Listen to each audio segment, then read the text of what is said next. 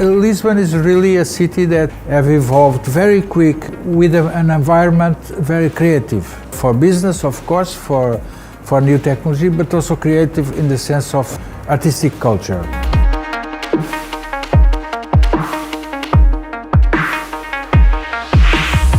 You say you wanted a place you can grow, a place just distant enough for you to feel adventurous. The faces are diverse yet familiar. The conversations are just the right length. They're meaningful and memorable. This is a place to learn.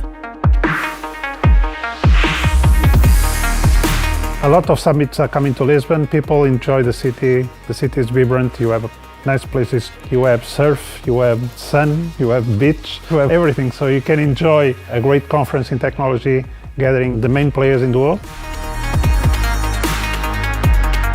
This is a place where you connect, a place where the art challenges you just as much as the deep dives, and the ocean flirts with the city the way emerging tech flirts with daring industries.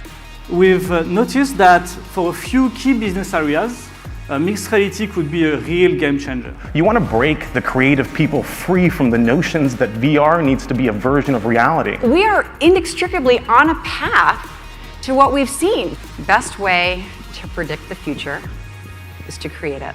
Enterprise transformation is here. We know that AR can help solve the skilled worker gap, and we know that scaling these enterprise solutions is key to long-term success. And our team at Lenovo and Think Reality is committed to doing that at a global level. Lisbon has lots of fields that are in need of these technologies, and they want to take these technologies and want to learn how to use them and want to understand what can be the potential of them in their specific different fields. The key finds that 500 minds designed, the provocative and progressive panels, the industry leaders who share their prized roadmaps, the workshops that disrupt, the amazing people, the hallways deluge, the futurists, the foresight, the hindsight is FOMO. This is VR AR Global Summit Europe. Welcome to Lisbon.